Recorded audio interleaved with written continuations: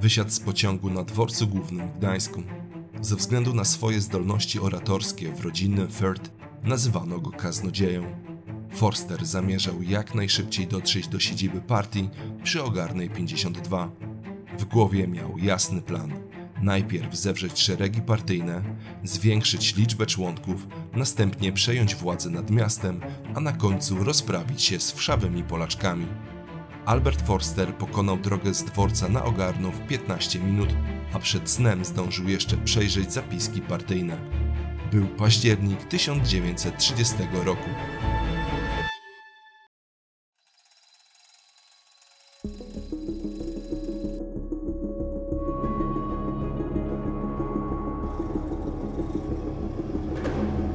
Czy też o odepchnięcie Polski od Bałtyku, od którego Polska odepchnąć się nie da?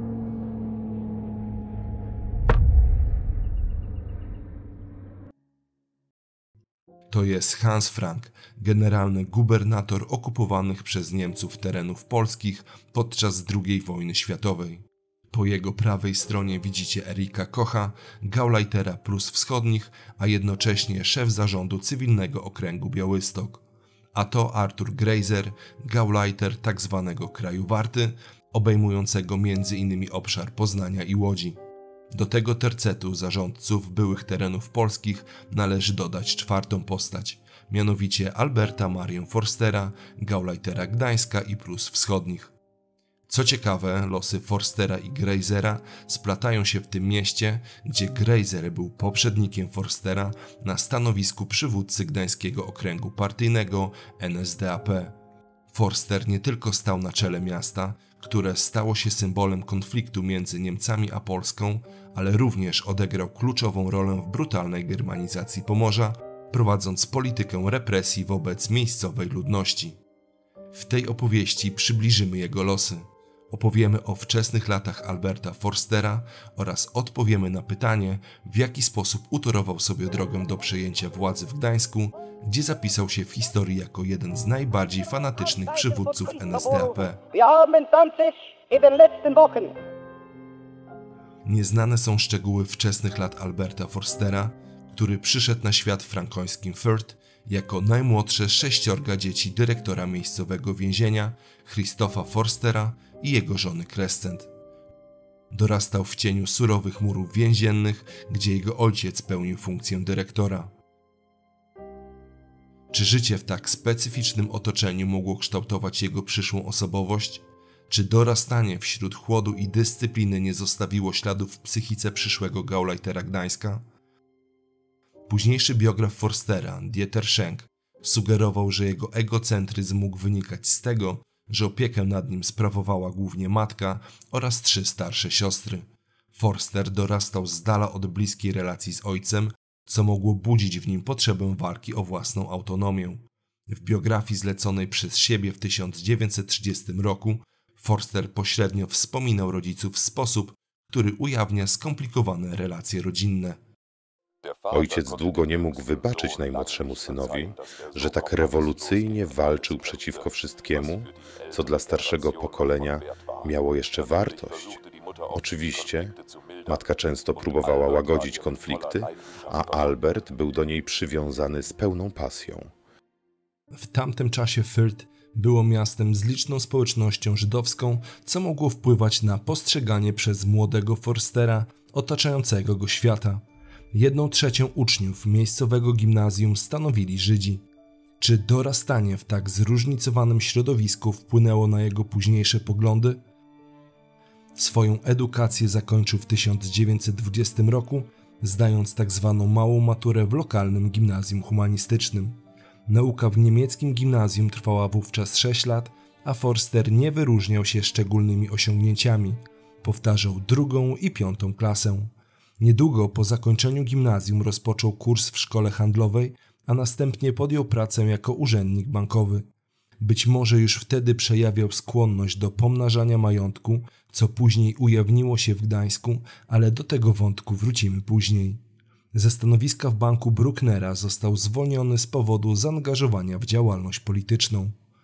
Do NSDAP wstąpił oficjalnie w 1925 roku, stając się jednym z pierwszych członków tej partii.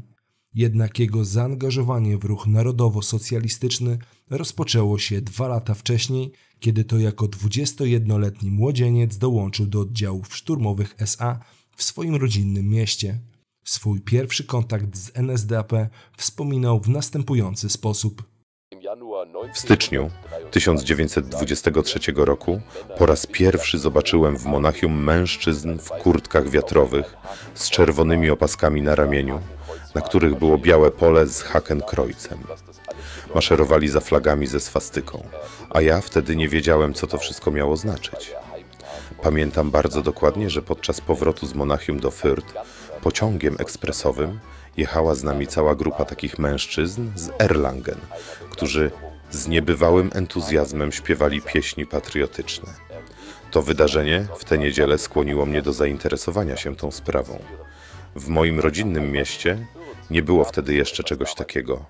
Jego oddanie sprawie szybko przyciągnęło uwagę Gauleitera Norymbergi, a jednocześnie wydawcy antysemickiego pisma Der Strömer, Juliusa Streicha. Owocna współpraca między nimi sprawiła, że Forster wkrótce został przedstawicielem gazety. Jego talent oratorski przyniósł mu kolejne wyróżnienie. Został przedstawiony samemu Adolfowi Hitlerowi. Znajomość ta, która z czasem przerodziła się w bliską relację, przyspieszyła rozwój kariery młodego Forstera, zwanego kaznodzieją z Fürth. W 1934 roku Adolf Hitler oraz Rudolf Hess byli świadkami na jego ślubie z Gertrudą Detz, córką przedsiębiorcy budowlanego. Uroczystość miała miejsce w kancelarii Rzeszy, co stanowiło symboliczny dowód na wzrastające znaczenie Forstera w kręgach władzy. Zanim przejdziemy dalej, mamy do Was małą prośbę.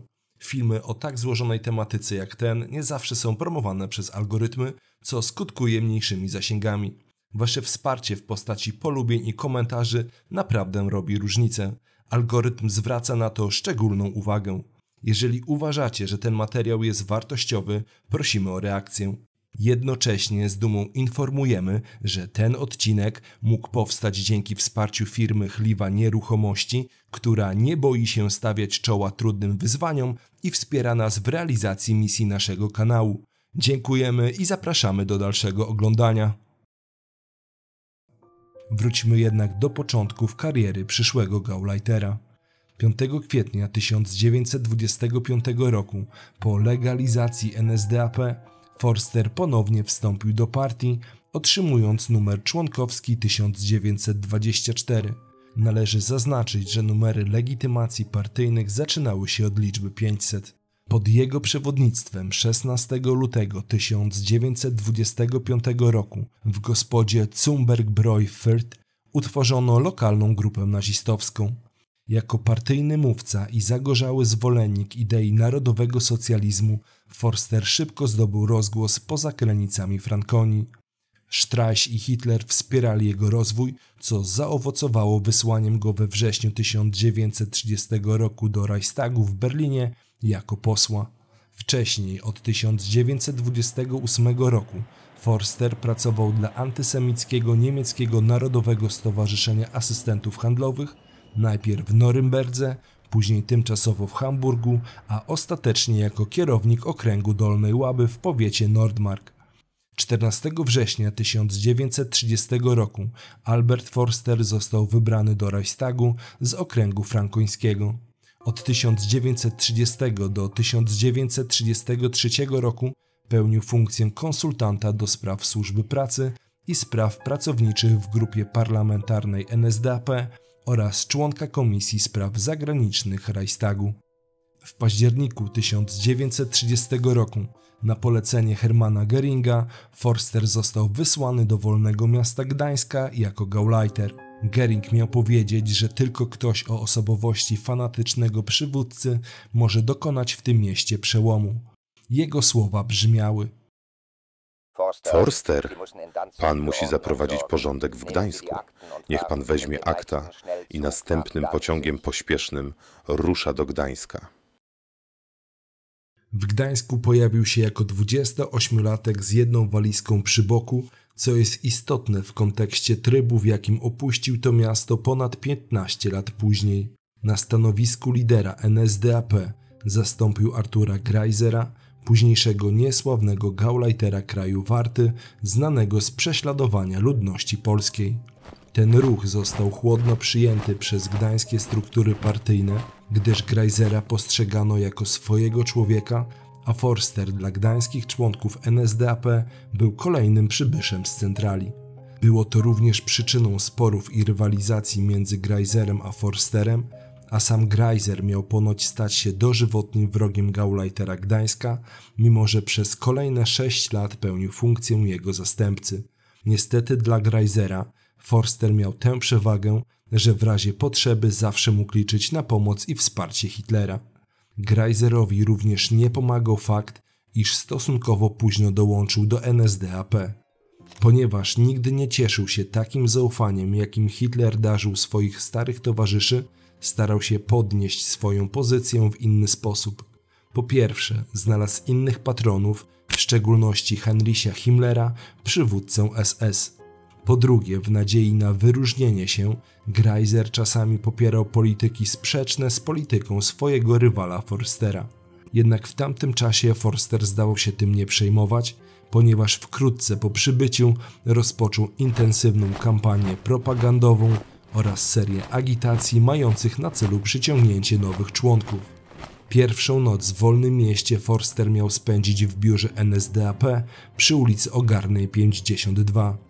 Część biografów twierdzi, że początkowo zamieszkiwał w Sopocie, w rodzinnym domu późniejszego biskupa diecezji gdańskiej Karla Szpleta. Podobno zatrzymywał się tam wcześniej, podczas pierwszego przyjazdu do Gdańska w 1927 roku. Forster miał powiedzieć: Splet. To jest mój człowiek, na którym będę mógł się kiedyś oprzeć. W wynajętym mieszkaniu miał poznać swoją przyszłą żonę Gertrudę z domu Dec, córkę gdańszczanina, właściciela firmy budowlanej. Ślub cywilny tej pary odbył się w kancelarii Rzeszy, a świadkami tego wydarzenia byli Adolf Hitler i Rudolf Hess. Uroczystości kościelne miały miejsce w Christuskirche, obecnie kościół świętego Andrzeja Boboli w Gdańsku. Od 1933 roku Forster figurował w księgach adresowych w lokalu przy ulicy Piwnej 11. W 1935 roku przeprowadzili się do willi po architekcie Otto Schroederze przy obecnej ulicy Bora Komorowskiego 95, wcześniej Kolbace-Strasse 95. Mieszkał tam do 1940 roku, kiedy to przeniósł się do nowego budynku zaprojektowanego przez samego Schroedera przy ulicy Dębinki 1. W 1933 roku rozpoczęła się również budowa jego pozamiejskiej rezydencji na Wyspie Sobieszewskiej, którą przekazało mu kierownictwo NSDAP. Budowę rezydencji w Sobieszewie Forster sfinansował dzięki swoim talentom finansowym i umiejętności szybkiego wzbogacenia się w Gdańsku. 1 listopada 1930 roku założył w Gdańsku gazetę partyjną Danziger Beobachter, której został także redaktorem. Gazeta została później przemianowana na Der Vorposten, a od 1 czerwca 1933 na Der Danziger Vorposten. W ciągu 2 lat udało mu się zwiększyć liczbę członków partii z 1310 do 9519 osób, a liczba funkcjonariuszy SA wzrosła 10-krotnie do 1500 członków. W procesie zjednywania kolejnych członków Forster wykorzystywał swoją umiejętność wpływania na ludzi, zawdzięczając to głównie swojemu talentowi oratorskiemu. Miesiąc wcześniej, w maju tego samego roku, odbyły się wybory do Volkstagu, gdańskiego parlamentu, które wygrała NSDAP, zdobywając ponad 50% głosów. Dzięki temu narodowi socjaliści przejęli władzę wykonawczą w Wolnym Mieście Gdańsku. Hitler w uznaniu jego zasług mianował go przewodniczącym DHV, Narodowego Stowarzyszenia Asystentów Handlu, a koledzy z partii pomogli mu uzyskać tytuł honorowego obywatela Gdańska. Ceremonia odbyła się w sali czerwonej ratusza głównego miasta. Forster systematycznie eliminował gdańskich przeciwników NSDAP, nie wahał się przy tym używać radykalnych metod, w tym przemocy fizycznej. Zmusił m.in. do dymisji w 1934 roku opowiadającego się za dialogiem polsko-gdańskim prezydenta Senatu Wolnego Miasta Gdańska Hermana Rauszinga. Czuł się na tyle pewny swego, że podczas pierwszego spotkania z Karlem Burkhardtem, wysokim komisarzem Ligi Narodów w Wolnym Mieście Gdańsku, wygłosił następującą uwagę. A więc to pan jest tym reprezentantem tej żydowsko-masońskiej organizacji gadulstwa w Genewie. Poznaję pana po fotografii, którą widziałem w gazecie. Proces likwidacji wszelkiej opozycji względem rządzącej partii zakończył się w 1939 roku, tuż przed wybuchem wojny. 23 sierpnia Senat Wolnego Miasta uchwalił dekret, który wszedł w życie tego samego dnia, a którego jedyny artykuł ogłosił Gauleitera Gdańska głową państwa Wolnego Miasta Gdańska. Albert Maria Forster przyjął tę godność, a system został domknięty. Albert Forster ściśle i skutecznie realizował politykę wytyczoną przez kierownictwo III Rzeszy, w tym również wobec Polaków. Do 1938 roku, kiedy Niemcy zaczęli zgłaszać roszczenia dotyczące zmiany statusu Wolnego Miasta Gdańska, kwestie antypolskie były drugorzędnym elementem działalności Forstera. Sytuacja zmieniła się po odrzuceniu niemieckich żądań przez Polskę. Wówczas rozpoczęły się mniej lub bardziej jawne ataki na przedstawicieli państwa polskiego oraz intensywne inwigilowanie Polonii Gdańskiej. Atakowano polskich urzędników, listonoszy i kolejarzy, wyzywając ich od polskich świń i przybłędów. Forster bezpośrednio lub pośrednio zachęcał niemieckich mieszkańców Gdańska do dalszych działań wymierzonych w Polskę.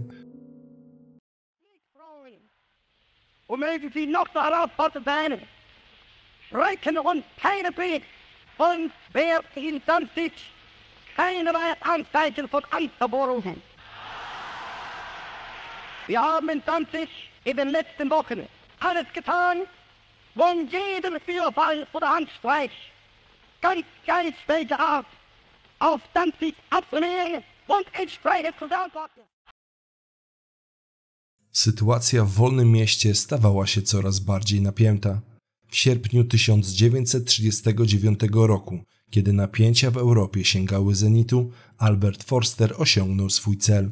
Wraz z wybuchem II wojny światowej Wolne Miasto Gdańsk stało się częścią III Rzeszy, a Forster, wierny współpracownik Hitlera, został ogłoszony głową państwa w Dancyś.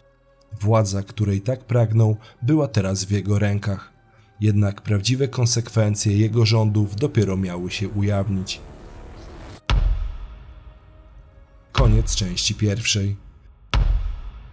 W kolejnym odcinku opowiemy o zbrodniach przeciwko ludności, które inspirował Albert Forster, o jego procesie, pobycie w więzieniu, a także o tajemnicach, które do dziś budzą kontrowersje wokół jego postaci. Dziękujemy za oglądanie, zapraszamy do komentowania, polubienia tego filmu i subskrypcję naszego kanału. Jeżeli masz ochotę i doceniasz naszą filmową pracę, to zachęcamy do wsparcia naszej fundacji Mówi Pomoże lub poprzez Patronite czy też zakup wirtualnej kawy. Pozdrawiamy i do zobaczenia wkrótce.